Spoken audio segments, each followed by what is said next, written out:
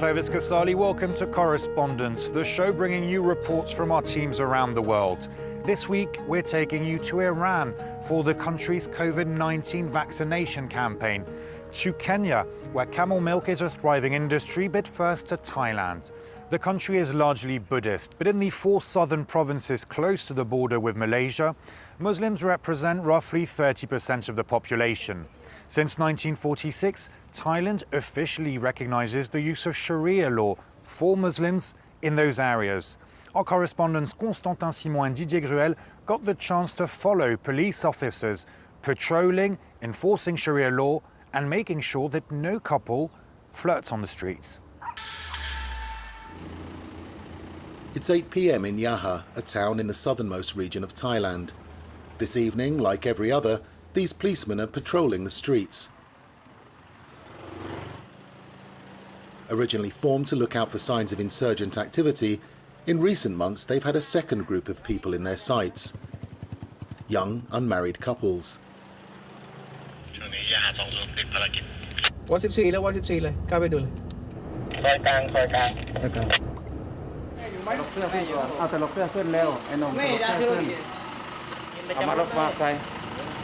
If they had been with girls other than their sisters, cousins or aunts, we would have asked the imam, the district chief or the village head to come and pick them up.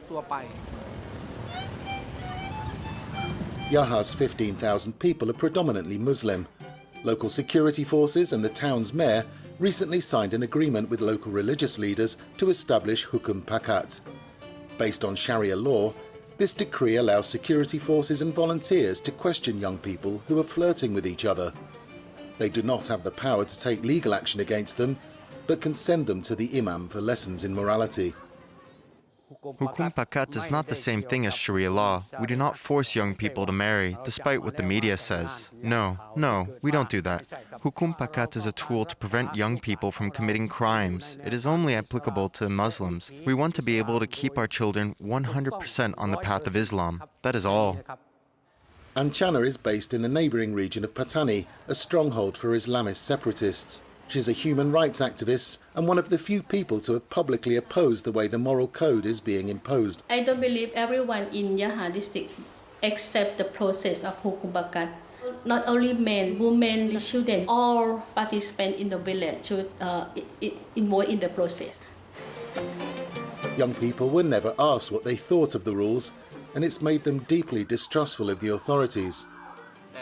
Since Hukum Pakat was imposed, I haven't been back to Yaha. There are checkpoints to go there. It freaks me out.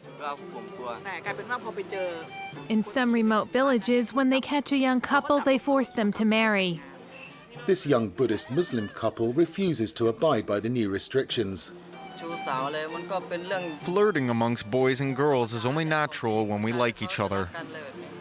I don't agree with the rules because they're denying us our freedom. We love each other, so if the rules are imposed here, we'll run away together. Hukum Pakat has reportedly succeeded in driving down juvenile misdemeanors and is expected to be imposed elsewhere in Thailand's deep south, depriving young people of their carefree existence. Iran is carrying out its COVID-19 vaccination campaign and, like so many other countries, is desperate to obtain enough doses. Tehran is touting domestic production and has imported some vaccine from Russia. It has also purchased 4 million doses under the World Health Organization's COVAX scheme. Our correspondent in Iran, Reza Saya, has this report. Iran's celebration of the 42nd anniversary of the Islamic Revolution this month was accompanied by authorities hailing news that Iran's COVID-19 vaccine campaign had arrived. But the vaccine rollouts did little to reassure many Iranians, like Elham Girami, a university faculty manager eager to get the vaccine for herself and her family. We cannot actually trust the news about vaccination. When we follow the news, we can hear a lot of different specialists that they talk about vaccination. Personally speaking, When I want to pick something or choose something, I have to study about it. For Iranians, the uncertainty stems from a barrage of mixed messages by authorities, who first announced the banning of Western-made vaccines, then announced the purchase of a British-Swedish vaccine that has yet to be delivered. Now they're touting efforts by more than a dozen Iranian companies working on domestically made vaccines. At their sprawling compound just outside Tehran, the Razi Vaccine and Serum Institute invited reporters to what it called the unveiling of its vaccine. But officials acknowledged human trials could take months to complete. This unveiling doesn't mean that this is a vaccine ready for the world to use. We need to prove that we've produced something effective. Until it's been proven, naturally, there won't be any trust.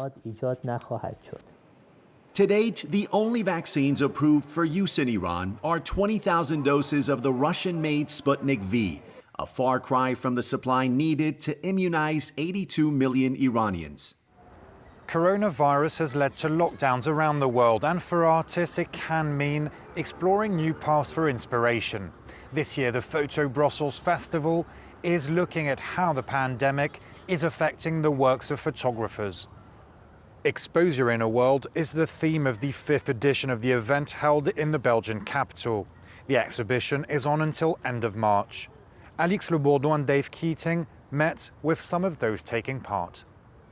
The sense of enclosedness can be felt. You can tell that there was a lot of time to look inside instead of look outwards. None of this work is an exercise in and of itself. These are things that were done and experienced out of necessity to respond to a situation at a given time. Now to the Horn of Africa, where camel milk is proving increasingly popular. It's been hailed for its low-fat content and medicinal value. It's also a great business opportunity for breeders in Kenya, a country with 4.2 million camels. Bastien Renouille and Elodie Cousin have this report.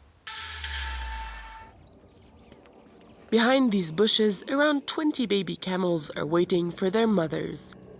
Every morning, the breeders in charge of the herd are getting ready to milk them. We must produce the calf so that the camel can produce the milk. After she produces the milk, we can remove the calf and we milk it. Each animal produces 2 to 3 liters of milk a day, sold for about €2 in the shops. It's rich in vitamin C and is easier to digest than cow milk. Production is also easier in dry areas. Camels can stay up to 20 to 30 days without water. And the cattle cannot live without water even a single 2 days. Kenyan breeders are organized in cooperatives and now send their milk to Nairobi. It is then pasteurized and bottled. In camel milk particularly, the industry is very informal. There isn't that culture of pasteurizing the milk similar to cow milk. So we see ourselves as trailblazers in the industry, trying to make camel milk standards up to par with other dairy industry players. Bashir also developed a yogurt line. Diversifying the products is a way to attract more consumers. According to the producers' organization, Kenya should invest massively in camels. Camel is the future for global world because of the food security. The bulging population in Africa needs food. But right now, the climate has changed everything. The frequent drought has affected the livelihood of these people. Cattle have died. So camels is becoming an answer to withstand the climate change. And most of these communities now are adapting to the camels. To promote their milk, industrials are focusing on the local market. This restaurant belongs to Bashir's family and now serves camel chinos. One day, they hope to take over the international market, where the financial potential is estimated at around €30 million. That's all for this edition of Correspondence. I leave you with images of Algerians taking to the streets on the 2nd anniversary of Hirak, the peaceful protest that led to the fall of former President Abdelaziz Bouteflika. Thank you all for watching. See you soon and stay safe.